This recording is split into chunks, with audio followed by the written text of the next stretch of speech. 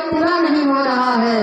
अब वो समझ रहे हैं कि अब क्या गाधित में चिंता मन व्यापी, हर बिन मरे न निश्चर पापी।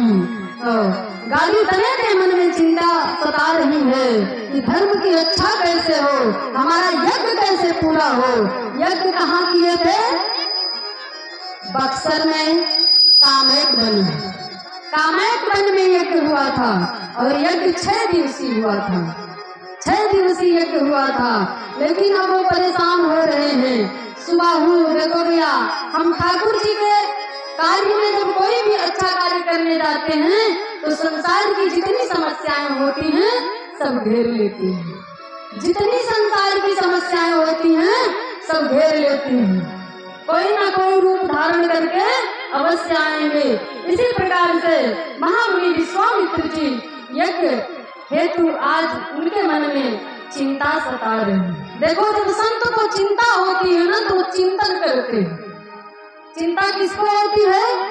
जो वियोगी पुरुष होते हैं, जो वियोगी नारी होते हैं, जो संसार में आसक्त होते हैं, उन्हें चिंता परेशान करती है। लेकिन जो संत होते हैं जब उनको चिंता होती है तो ठाकुर जी का चिंतन करते हैं, चिंतन करना शुरू कर देते हैं।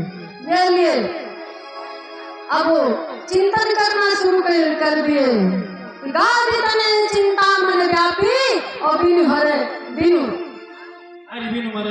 निश्चर पापी। तो गाधी तने के मन में चिंता व्याप गई कि बिना हरि के ये पापी मरेंगे कैसे। यज्ञ कुंड में ले आकर के खून मांस सब ले आकर के डाल देते थे, यज्ञ पूरा नहीं हो रहा था। तब मुनिवर मन कीन विचारा, प्रभु अवतरऊ हरण मही भारा। तब महामुनि विश्वामित्र जी विचार करे कि धरती पर हमारे प्रभु जी अब धरती का भार हल्का करने के लिए अवतार ले लिए हैं। धरती के भार हल्का करने के लिए हमारे ठाकुर जी अवतार ले चुके हैं। अब हम चल रहे हैं कहाँ? अयोध्या जी में। अयोध्या जी में देखो हमारे ठाकुर जी जब जब ठहरे हैं धरती पे तो गृहस्थ के जीवन में आए हुए हैं। गृहस्थ जीवन सबसे बड़ा है, पर ढंग से जीना आ जाए तो गृहस्थ जीवन जो है सबसे बड़ा आश्रम है।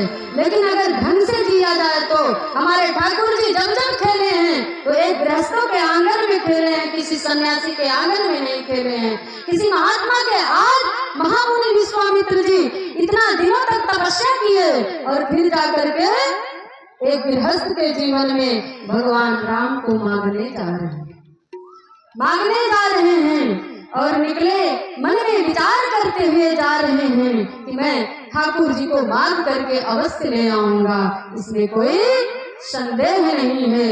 और जैसे ही सुने कौन? राजा दशरथ जी कि महामुनि विश्वामित्र जी आ रहे हैं, कांपने लगे। क्योंकि बोले हमारे कुल में चंद्र नाम से इनको एलर्जी है। बोले जब हरिश्चंद्र हुए थे तो भी ये टपक पड़े थे, आज रामचंद्र जी हुए तो भी ये टपक पड़े।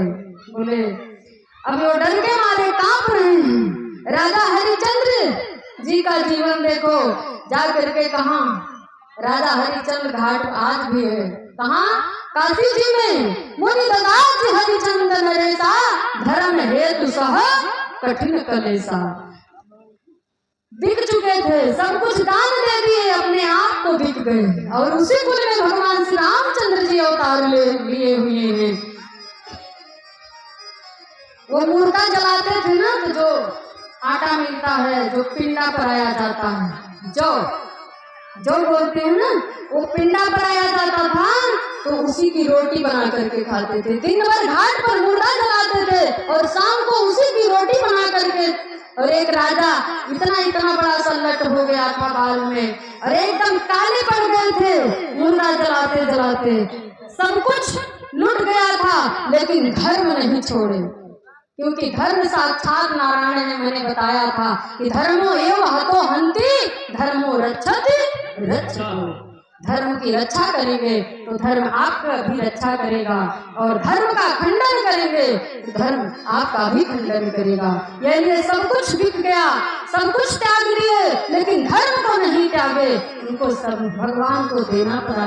और कह रहे हैं, और जिस समय भैया पुत्र वियोग बहुत कठिन होता है, नौजवान पुत्र मर गया, तारा जी मरघट पे लेकर के जब रोहित को गई तो रोते हुए कह रही हैं, अरे तारा जी करती रुदनवा, तारा जी करती रुदनवा, गजब दुख डाला ललनवा हो, तारा जी करती रुदनवा, गजब दुख डालो ललनवा हो, तारा जी, अरे तारा जी, अरे तारा जी करती रुदनवा, गजब दुख डाला ललनवा हो, तारा जी करती रुदनवा, गजब दुख डालो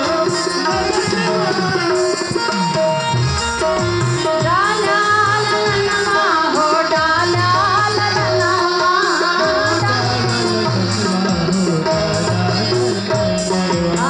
डाला ललनवा हो, डाला ललनवा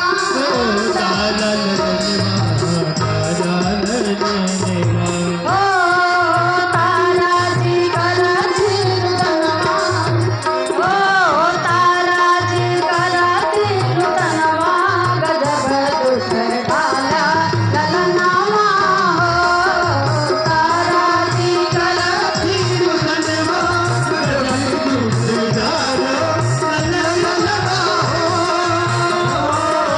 तारा जी, अरे तारा जी करती रुदनवा, गजब दुख डाला ललनवा हो, तारा जी करती रुदनवा, गजब दुख डाला ललनवा हो, रोहित को लेके तारा भागो गई थी, रोहित को लेके तारा भागो गई थी, ओ रोहित को लेके तारा घाटो गई थी, रोहित को लेके तारा घाटो गई थी, ओ हरिश्चंद्र, हरिश्चंद्र मांगे कफनवा, गजब दुख डाला ललनवा हो, हरिश्चंद्र मांगे कफनवा, गजब दुख डालो ललनवा हो, हरिश्चंद्र मांगे कफनवा, गजब दुख डाला ललनवा हो, हरिश्चंद्र मांगे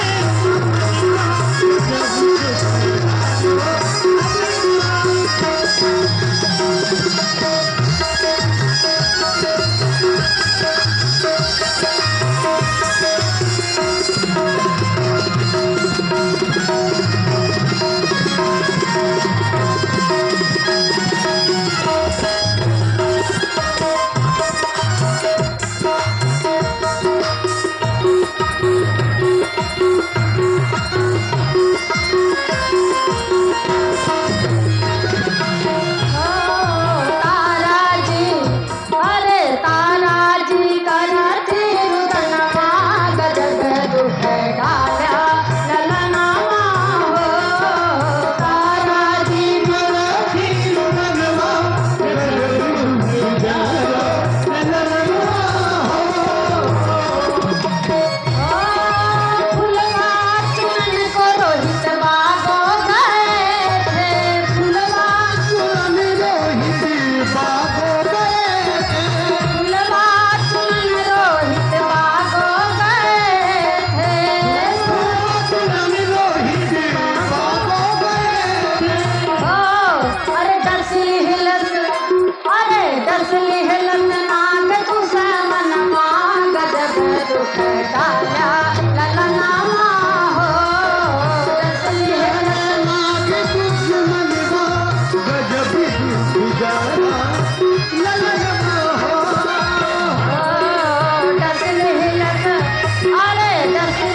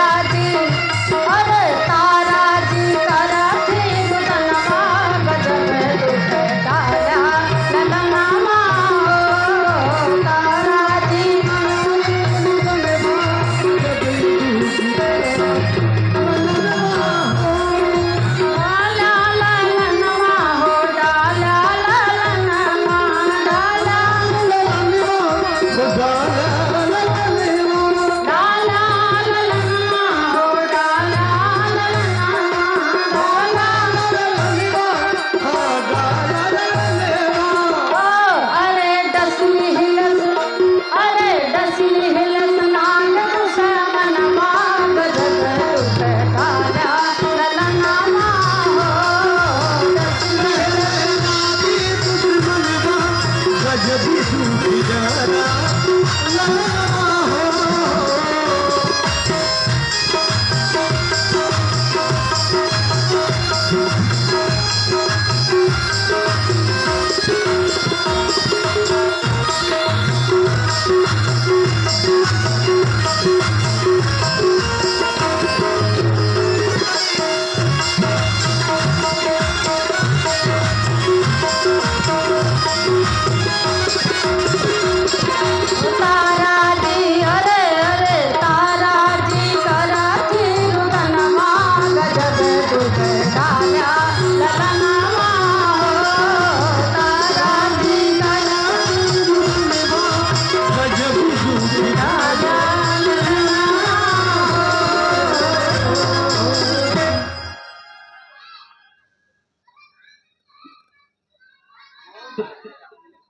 बोलिए सच्चिदानंद भगवान के जय हो।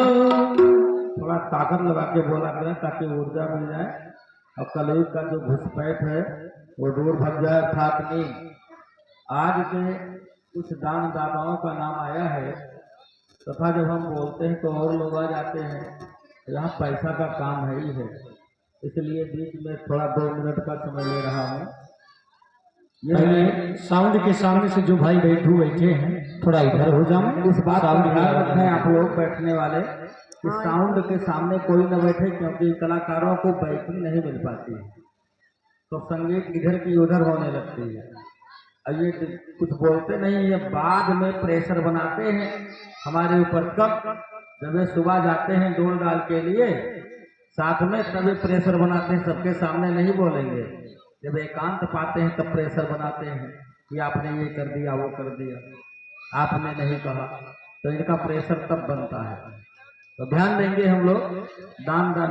जो दानदाता लोग हैं ये है श्री यश राज सोनी 15 मील से 1100 मुद्रा हमारे कमेटी में सहयोग दे करके हम लोगों को धन्य किया। जोरदार तालियों से इनका स्वागत करें। और ये श्री शंभुनाथ सोनी जो हमारे श्री बाबूराव सोनी के सुपुत्र जी हैं, 200 रुपया इन्होंने माल्यार्पण में दिया था। तथा हमारी नैना बिटिया की तरफ से 50 मुद्रा ये प्रतिदिन देती है। और पुष्पा बेटी के द्वारा 10 रुपया। और भैया कमलेश कुमार, आगे पीछे कुछ लगा नहीं, केवल कमलेश कुमार 50 मुद्रा भगवान के पावन चरणों में दिया। भगवान इनका उत्तरोत्तर विकास करें, कल्याण करें। भैया श्री माता प्रसाद सलवारनपुरवा 200 मुद्रा इन्होंने पर्ची भी कटवाई है और यहाँ पर भी इन्होंने दान दिया है। ये दानदियों में अग्रगण्य है। 200 रुपया दान दिया है। संदीप कुमार वर्मा 111 रुपया भगवान के पावन चरणों में अर्पण किया। भगवान इनका कल्याण करें, इनका विकास करें। तथा श्री विश्वनाथ जायसवाल, विश्वनाथ मोमनाथ पुरारी, विश्वनाथ जायसवाल 251 मुद्रा भगवान के पावन चरणों में दान दिया। तथा विपुल कुमार पांडे इन्होंने अथवा इनकी माता की तरफ से अन्न का दान हमारे भंडार खाना में हुआ है। इसलिए भगवान अन्नदान बहुत बड़ा दान है, इसकी महिमा हमारे शास्त्रों में ज्यादा बताई गई है। रुपया का महत्व आज हो गया है। पहले वेद का जो मंत्र है उसका नाम है हिरण्यगर्भ समवर्तताग्रे, मतलब सोने का सिक्का चलता था।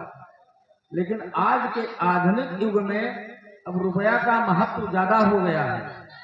लेकिन जब युग थे, अन्य युग थे, जैसे क्या नाम देते महिमा बेटी की तरफ से 20 मुद्रा हमारे यजमान के यजमानिन के द्वारा 100 रुपया 101 मुद्रा भगवान के पावन चरणों में अर्पण हुआ है। भगवान इनका विकास करें, इनका कल्याण करें। तथा ये गिलौला से आगे चलकर राम नरेश जायसवाल गिलौला से आगे कलवारन पुरवा, इनके यहाँ हम गए हैं। हमारे बहुत पुराने भक्त हैं, 15-20 साल के पुराने भक्त हैं। इनके तरफ से 101 मुद्रा। और राम नरेश खजुरिया पुरवा, ये भी राम नरेश जायसवाल हैं। और खजुरियापुरा के रहने वाले 101 मुद्रा भगवान के पावन चरणों में अर्पण। भगवान इनका विकास करें, कल्याण करें। भैया श्री रामचंद्र यादव बलकर सिंहपुरवा 200 रुपया इन्हीं के परिवार की तरफ से आज, और इंदर यादव की तरफ से 50 मुद्रा भगवान के पावन चरणों में अर्पण हुआ है तथा इन्हीं के परिवार से आज हलवा प्रसाद का वितरण है। हलवा बन रहा है गरबा गरबा। अरे भैया बहुत पुराने आते राम वृक्ष यादव, श्री राम वृक्ष यादव 101 मुद्रा भगवान के पावन चरणों में अर्पण किए। भगवान इनका उत्तरोत्तर विकास करें, कल्याण करें। तो अन्नदान की महिमा हर युगों में थी, रुपया का महिमा केवल इसी युग में है। सतयुग में प्राण हड्डी में बसते थे, जब तक हड्डी रहती थी। जैसे हिरण्याकश्यप ने तपस्या किया, साते पे मंदार द्रोणियाम तपह परम दारुणम, तो ऊर्ध्वबाहु नभो दृष्टि पादांगुष्ठा श्रुतावनी। देवताओं के वर्ष से 100 वर्ष तक इसने तपस्या किया, लेकिन इसका प्राणांत नहीं हुआ। और जब त्रेता युग आया तो त्रेता में प्राण खाल में बसने लगे, चमड़े में। द्वापर जब आया तो द्वापर में प्राण वायु में बसने लगे, हवा में। लेकिन जब कलयुग आ गया तो कलयुग में प्राण अन्न में बसते हैं। इसलिए कलयुग में भी अर्थात चारों युगों में अन्नदान की विशेष महिमा है।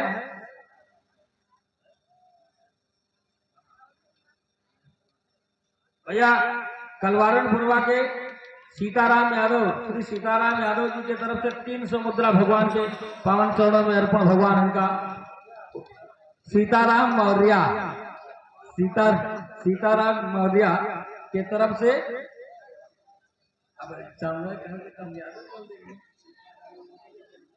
मनसाराम यादव जी के तरफ से 40 मुद्रा भगवान के पावन चरणों में अर्पण हुआ है। भगवान इनका उत्तरोत्तर विकास करें, कल्याण करें।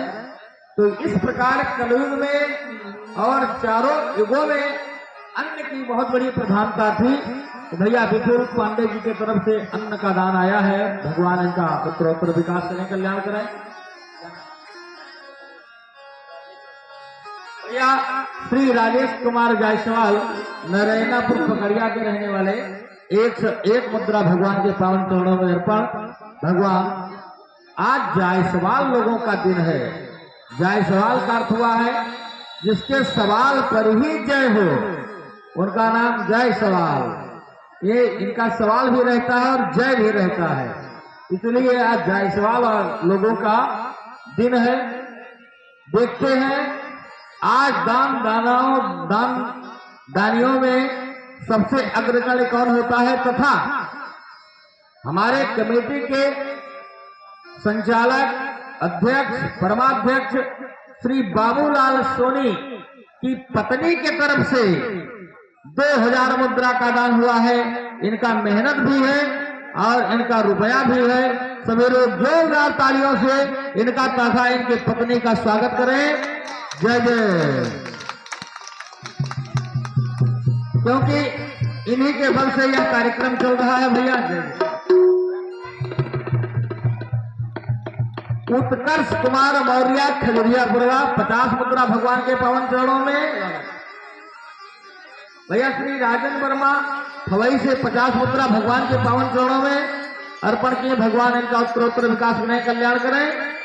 हमारे बाबूलाल सोनी की पत्नी ने जब सोनी को 2000 रुपया दिया तो कहीं हमसे 4 गुना अधिक हमारे बाबूलाल सोनी अति प्रसन्न हुए और प्रसन्नता के साथ दौड़ते हुए आए, हमसे बताए, कहे आज हमारी पत्नी ने 2000 रुपया दिया है। तो पत्नियों की बात क्या कहें, इन्हीं के नाम पर जय जय जय पत्नी महारानी, आज सत्य जग विदित भवानी। कहने का मतलब पत्नियों का अधिकार बहुत ज्यादा। यदि पत्नियां चाह ले तो क्या नहीं कर सकती है, क्योंकि पत्नियों के ही प्रभाव से अभी आप गृहस्थ और सतगृहस्थ धर्म की व्याख्या में श्रवण कर रहे थे। क्योंकि गृहस्थों के यहाँ ही भगवान आते हैं और गृहस्थ नहीं होते तो साधु सन्यासी कहाँ से आते हैं। तो कहने का मतलब ये है कि गृहस्थ धर्म सभी आश्रमों में सर्वश्रेष्ठ अग्रगण आदरणीय है और आप पुत्रस गति नास्ति नहीं ऊंचा देवी पुराण में वर्णन आया है बंधुओं, 24 बार वर्णन आया है कि जिनके पुत्र नहीं होता है उनकी गति नहीं होती है, इसलिए गृहस्थ आश्रम में प्रवेश करना अति आवश्यक है। बार बार जन्म लेना पड़ेगा, बार बार मरना पड़ेगा यदि गृहस्थ आश्रम में प्रवेश नहीं किए। विरक्त के लिए जो अचला पहनना जाता है, आज कहीं भी किसी भी ऋषि मुनि साधु सन्यासी पुराण वेद शास्त्र जितना मेरा अध्ययन हुआ कहीं भी वर्णन नहीं मिला, हर जगह वर्णन मिला कि लांग लगा करके धोती पहननी चाहिए। ये निर्णय सिंधु में वर्णन आया है, क्योंकि एक एक पग पर गौ हत्या का पाप कहा गया है, कांच यन बंधा नहीं है। लेकिन आज का जो आधुनिक फैशन है ये हमारे आपके बीच में ही नहीं है, ये साधु सन्यासियों के बीच में भी है। ये कोई निंदात्मक बात नहीं है, ये सत्य बात है, ये समाज की कुरीतियां हैं, उसको दूर होना चाहिए। कितने का भैया? वाह, नोट देखे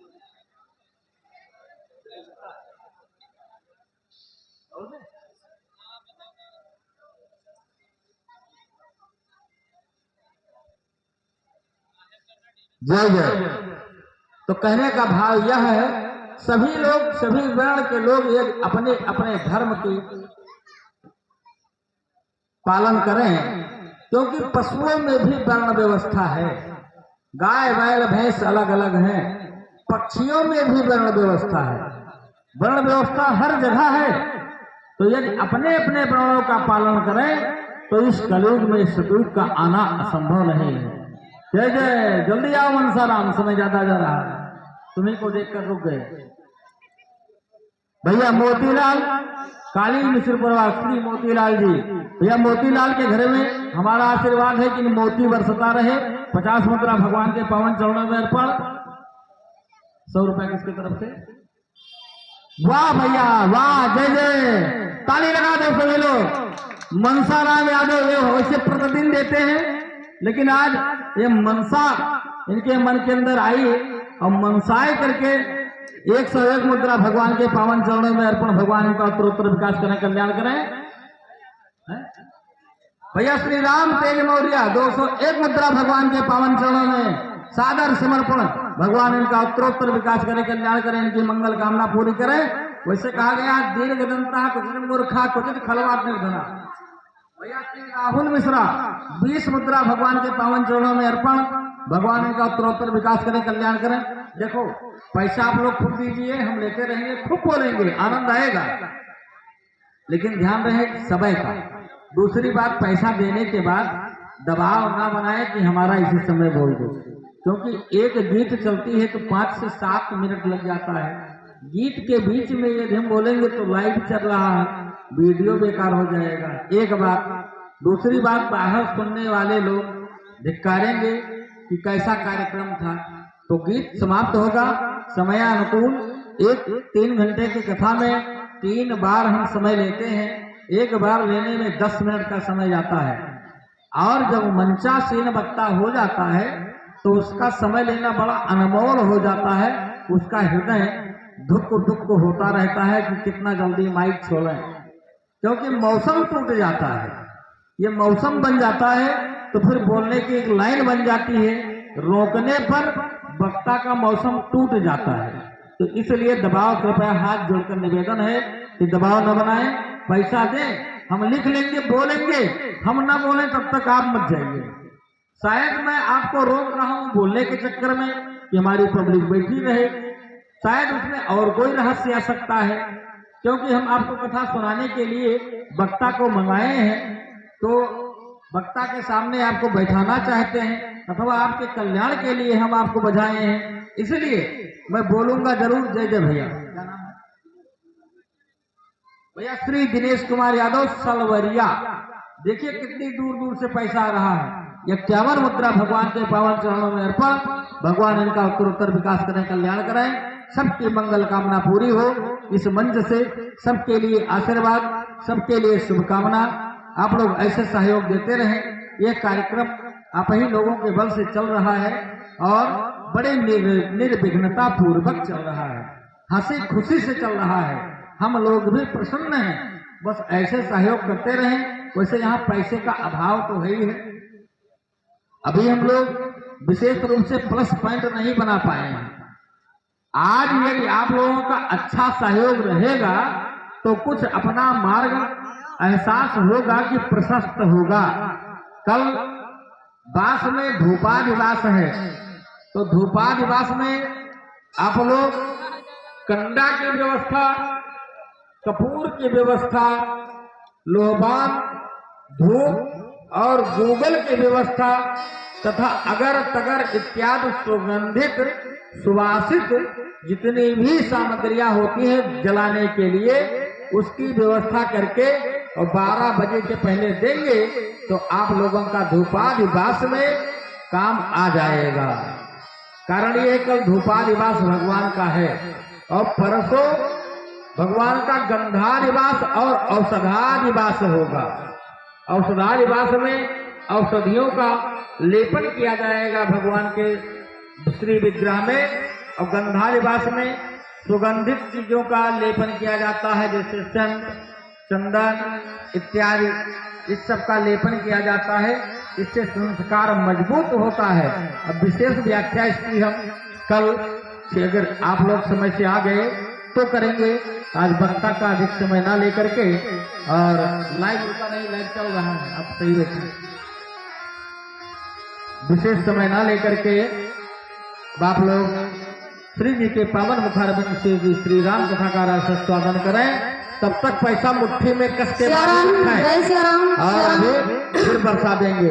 बोलिए सच्चिदानंद भगवान की। यहाँ मंच पे बैठ करके तपस्या करना पड़ता है, ऐसे बैठे रहो। सारा समय हमारी कथा ढंग से चल नहीं पा रही, ऐसे हम कार्यक्रम नहीं करते।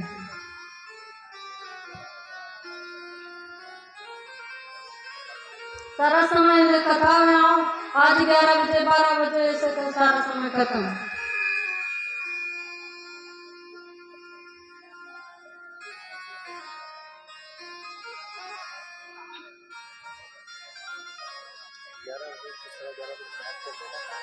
हाँ? अब कितना समय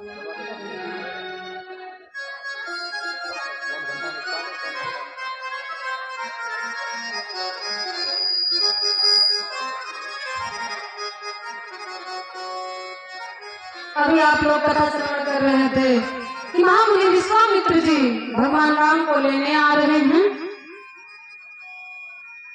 भगवान राम को मन में विचार करते हुए चल रहे हैं कि अब चल रहा हूं श्री ठाकुर जी को मांगने के लिए। अब इधर महाराज दशरथ जी कांप रहे हैं कि आ गए, और जिस समय तारा जी रोहित को घाट पर लेकर के गई थी, अंधेरी रात हो गई थी। अंधेरी रात्रि में जब बिजली चमकी तब देखे, बोले हमसे आप, बोले हाँ, बोले इस समय हम आपके नहीं रहे हैं, इस समय हम आपके नहीं हैं, हम बिक चुके हैं, हमको दे दीजिए। अचना फाड़ करके उन्होंने दिया, अपने धर्म को छोड़ा नहीं। मुनि ददाच है चंदन रेसा, धर्म हेतु सह कठिन कलेसा। हाँ, अपना अचला फाल करके दे दिया। और जब बिजली चमकी, एकदम काले पड़ गए थे, बिजली चमकी तब जाकर के पहचान में आए। और आज कांप रहे हैं कि आज हरिश्चंद्र को भी कितना दुख झेलना पड़ा। विश्वामित्र जी टपके थे, आज रामचंद्र जी आए तो भी आ गए। यानी सिंहासन पर कांप रहे, सिंहासन पर कांप रहे हैं। तब वशिष्ठ जी ने समझाया, तब वशिष्ठ बहुविधि समझावा। बोले ऐसे महात्मा नहीं हैं। बोले फिर, बोले एक जाएंगे तो 2 आएंगे, 2 जाएंगे तो 4 आएंगे, और 4 जाएंगे तो 8 आएंगे, कोई बात नहीं है, आने दीजिए, उनका स्वागत करो, क्योंकि वो महात्मा हैं, उनका स्वागत करो। कांपते हुए आए, खड़े हो गए, दंडवत प्रणाम किए, कहे महाराज बैठिए, आसन ग्रहण करिए। और डर के मारे जोड़ी को निकाल नहीं रहे हैं कि अभी कोई ना कोई समस्या आ ही जाएगी, लेकिन अगर बालकों को एक संत के दर्शन के हेतु ना निकाले तो संस्कार चला जाएगा। ये कह रहे हैं महाराज। बोले हाँ, बोले अब तो आपको देख करके कड़कड़ में तुझको देखा, तेरा पता नहीं है, तेरा पता चला तो मेरा पता नहीं है। अब आपका पता चला तो मेरा पता नहीं है, मेरा पता नहीं है। ठाकुर जी की से मिल जाने के बाद अपना पता भूल जाता है, अपना पता भूल जाता है। संतों को देख लीजिए, कोई कोई संत का जीवन ऐसा होता है ना, एकदम क्या करते हैं ना, चावल बीन करके धो करके खाते हैं कि हमारे भजन में विघ्न पड़ जाएगा, और भजन पूरे दिन करते हैं कि अगर हम भोजन प्रसाद बना करके पाएंगे तो हमारा भजन में डिस्टर्बिंग होगा। इसलिए कुछ महात्मा लोग आ रहे भैया, हमारे ठाकुर जी जब जब गए हैं तो किसी राजा के यहाँ नहीं गए हैं। आप लोग नहीं, जिसके पास कुछ भी नहीं है, जंगल में लंगोटा धारियों के यहाँ, जिनके पास रात्रि सोने का ठिकाना नहीं है, भोजन करने का ठिकाना नहीं है, हमारे ठाकुर जी वहाँ स्थान दिए। हमारे ठाकुर जी किसी राजा महाराजा के यहाँ नहीं गए हैं। और कुछ लोग धन के अगर में पड़ करके, अरे ठाकुर जी ने अगर आपको अमीर बनाया है तो उसको गरीब बनाया है। ठाकुर जी दोनों को बनाए हैं। ठाकुर जी ये संपदा आपकी नहीं है, ये ठाकुर जी की है, ये ठाकुर जी की है। इसका मर्यादा, इसका अहंकार छोड़ दीजिए, ये ठाकुर जी का है, ये ठाकुर जी का है। कुछ महात्मा लोग आ रहे थे तो उस समय सिकंदर घोड़े पे सवार होकर के आ रहा था। महात्मा लोग बड़ी तेज से हंसे, महात्मा लोग बड़ी तेज से हंसे देख करके, और बोले भैया, बोले हाँ, बोले वो बहुत खुश हुआ कि देखो हमको देख करके हंस रहे हैं, इतना बड़ा राजा है, हमको देख करके ये लोग महात्मा लोग हंस रहे हैं और दंडवत कर रहे हैं हमको देख करके। तो बोले महाराज, बोले हाँ, बोले प्रणाम, बोले प्रणाम, बोले कि हम लोग गरीब हैं, महात्मा हैं, मांग करके, भिक्षा मांग करके भोजन करते हैं। तो बोले फिर, बोले आप तो बहुत बड़े राजा हो। बोले हाँ, बोले कि आप जब परलोक में जाना ना तो देखो हम फटे हुए कपड़े पहने हैं, आप परलोक में जाना तो एक सुई ले जाना। राजा से बोले महात्मा लोग कि आप परलोक में जाना तो एक सुई ले जाना। बोले सुई? बोले हाँ। बोले अरे आपको पता नहीं, आप लोग महात्मा होकर के बोल रहे हो कि सुई ले जाना, अरे अंत में शरीर भी यहीं रह जाती है, कुछ भी साथ में नहीं जाता, हम सुई लेकर के क्या जाएंगे। बोले फिर किस बात की अकड़, जब आपकी औकात एक सुई ले जाने की नहीं है परलोक में, तो किस बात की अकड़, आप एक सुई नहीं ले जा सकते तो किस बात की अकड़। महाराज क्यों सता रहे हो गरीबों को, क्यों गरीबों को जो है धक्का मार रहे हो, क्यों गरीबों को सता रहे हो, क्यों गरीबों को रोटी छीन रहे हो। ऐसा नहीं, आपकी औकात सुई ले जाने की नहीं है। वही सिकंदर का ज्ञान खुल गया कि वास्तविक में ये चीज सत्य है, ये चीज सत्य है, कुछ भी साथ में जाने वाला नहीं है। तो आज वो महात्मा मांगने के लिए आए हुए हैं और स्वर्ण के आसन पर बैठाया गया। रोज जंगल में रहते थे, आज नगर में निवास कर दिए। रोज कुशा आसन पर लेटते थे, आज बढ़िया बिस्तर पर लेटे हुए हैं। रोज फलाहार करते थे, जंगल में रहते थे, और आज अन्नाहार कर रहे हैं। जैसे दोनों जोड़ी निकली राम और लक्ष्मण की, तैसे भगवान से मन ही मन कह रहे हैं कि प्रभु, बोले हाँ, बोले कि हम सुनते हैं कि आप त्याग से मिलते हैं, हम सुनते हैं कि आप त्याग से मिलते हैं, लेकिन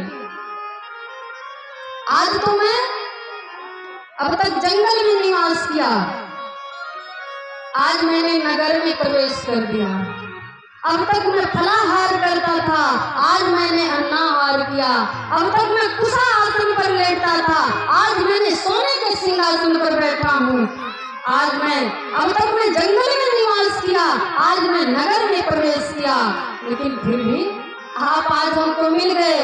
बोले बताएं, बोले हाँ। बोले आज आपने अपने त्याग के अहंकार को त्याग दिया, इसलिए ठाकुर जी आपको प्राप्त हो गए। और अपने मन में सोच रहे हैं कि ये दोनों जोड़ी बहुत सुंदर है, ये राम और लक्ष्मण की जोड़ी अति सुंदर है। राम लक्ष्मण जैसे निकले तैसे कहे, अनुज समेत देहु रघुनाथा, देहु रघुनाथा, अनुज समेत देहु रघुनाथा, देहु रघुनाथा,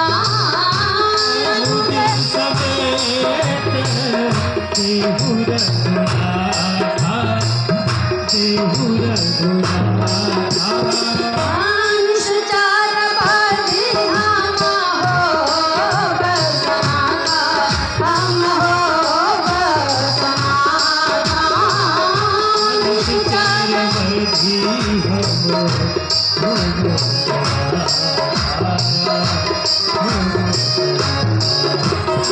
बाजी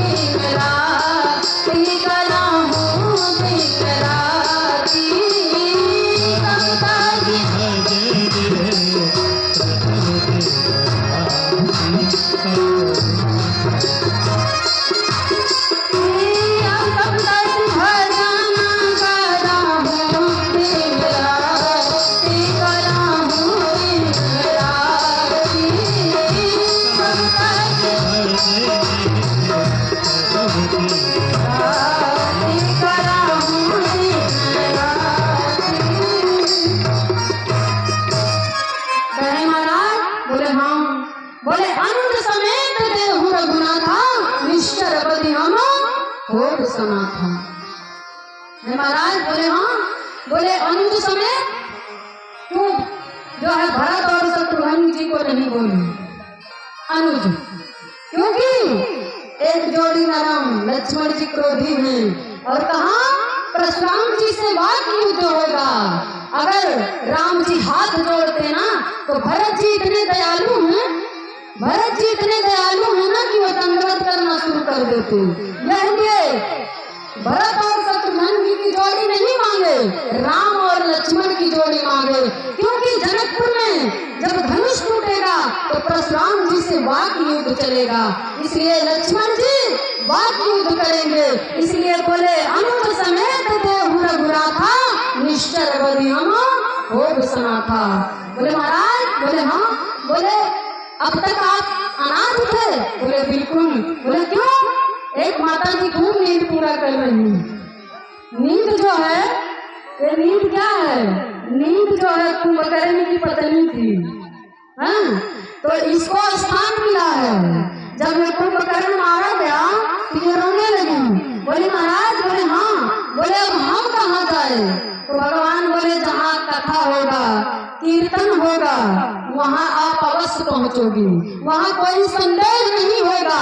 इसलिए भैया जो माता जी लोग सो रही हैं तो समझ लेना कि कुंभकर्ण की पत्नी आ चुकी है, कुंभकर्ण की पत्नी आ चुकी है। ये आप लोग नींद यहाँ मत पूरा करिए। नींद आज निकल गया, 2 दिन और है, तीसरे दिन लोग अपने अपने स्थान चले जाएंगे। हम भी तीसरे दिन वृंदावन चले जाएंगे, अपने अपने स्थान चले जाएंगे। हाँ, 4 तक कथा होगी, 5 के बाद यहाँ कोई दिखाई नहीं देगा, सब अपने अपने स्थान चल देंगे। हाँ, और सुबह 6 बजे हम भी 6 तारीख को सुबह 5 बजे हम भी अपने वृंदावन स्थान पर निवास पहुंच जाएंगे। 2 दिन और कथा बाकी है, ध्यान से सुनिए, ध्यान से सुनिए। पता नहीं आने वाले समय में क्या बीतेगा। जब सम्मा बुझ गई तो घर पे चला मुसाफिर, हैं? जब सम्मा बुझ गई तो महफिल में रंग आया, हैं? गाड़ी निकल गई तो घर से चला मुसाफिर। हाँ, समय निकल जाएगा तो ये समय फिर देखो, इंतजार करोगे 1 साल में, फिर कौन सी दीदी आएंगी, कौन से बाबा आएंगे, कोई पता नहीं होगा। इसलिए आप लोग कथा ध्यान से सुनिए, कथा ध्यान से सुनिए। यहाँ नींद ना पूरा करिए, ना नींद नहीं पूरा करो। ये कहते हैं भैया, बोले हाँ, बोले कि आज इतने बड़े आप संत हो करके, इतने बड़े संत हो करके आप अनाथ हैं क्या? बोले हाँ। बोले क्यों? बोले जब तक श्री ठाकुर जी का दर्शन ना हो जाए तब तक यह जीवन सनाथ नहीं है, ये जीवन अनाथ है। अब जो है आज मुझे ठाकुर जी का दर्शन हो गया है, आज मेरा जीवन सनाथ हो गया है। ये क्यों?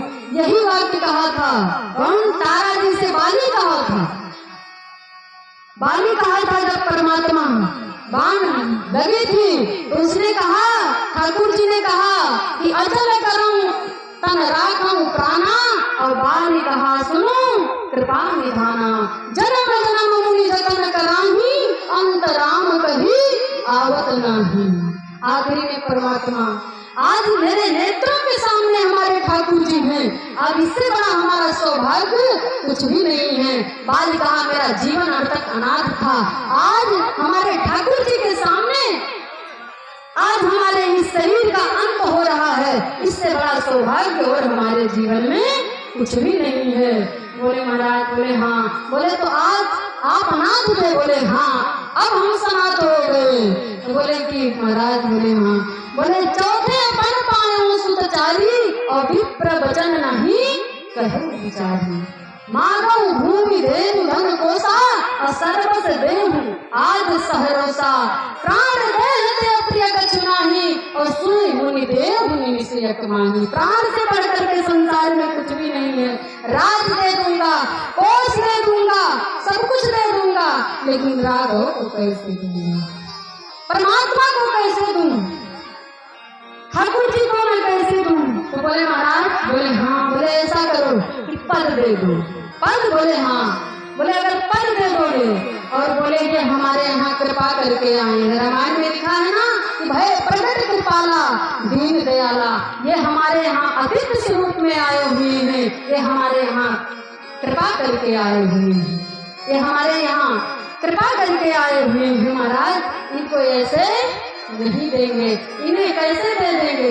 लेकिन ऊपर से तो क्रोध कर रहे हैं, लेकिन अंदर से कह रहे हैं वाह महाराज दशरथ जी की भक्ति धन्य है कि आज श्री ठाकुर जी में इनका कितना बड़ा प्रेम है। बाहर से कह रहे हैं तो नहीं दोगे, बोले नहीं ऐसे तो हम नहीं बोले हैं, ये हमारे यहाँ अतिथि बन करके आए हैं। अच्छा हम यहाँ इस क्षेत्र में आए हैं, इस क्षेत्र में आए हैं और हमसे कोई कह दे कि शास्त्री जी के यहाँ या अवधेश भैया से बोल दे कि हम दीदी जी को अपने घर ले जाएंगे, किसी के घर में शादी पड़ी हो कुछ पड़ी हो तो लोग बोलेंगे नहीं हम नहीं, आप वहाँ उनको भेजेंगे, हम चलेंगे, क्योंकि ये हमारे यहाँ आतिथ्य बन करके आई हुई है, हम इनको नहीं भेजेंगे, हम चलेंगे। तो आज दशरथ जी महाराज जी कह रहे हैं कि हम राघव को नहीं देंगे, हम स्वयं चलेंगे, जो भी करना होगा हम चलेंगे।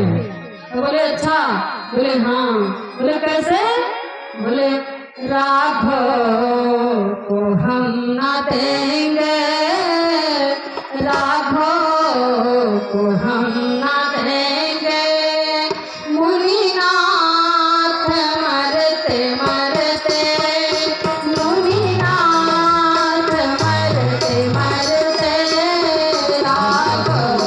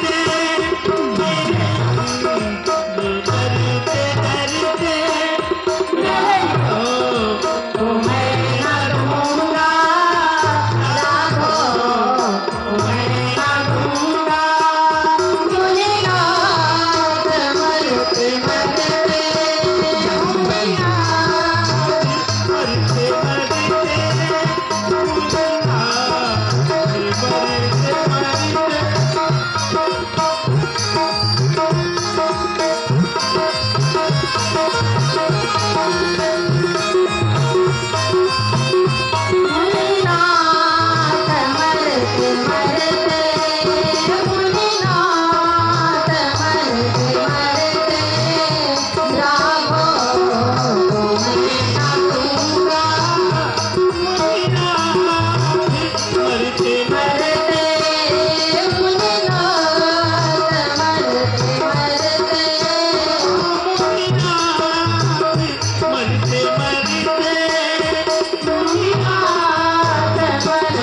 मरते। अब कह रहे महाराज, बोले हाँ, बोले इनको कैसे दे दूं? बोले बता है, बोले हाँ, बोले इनको हम नहीं दे सकते हैं। बोले तो अगर इनको नहीं दे सकते हो तो पद दे दो। बोले पद? बोले हाँ। बोले कैसे? बोले पिता का पद दे दो। और जो मोह दशरथ जी में था, जब पद दे दिया गया महामुनि विश्वामित्र जी के, तो उनको वही मोह महामुनि विश्वामित्र जी के हृदय में आ गया, हृदय में आ गया। और बोले महाराज, बोले हाँ। बोले अब तैयारी करें? बोले हाँ।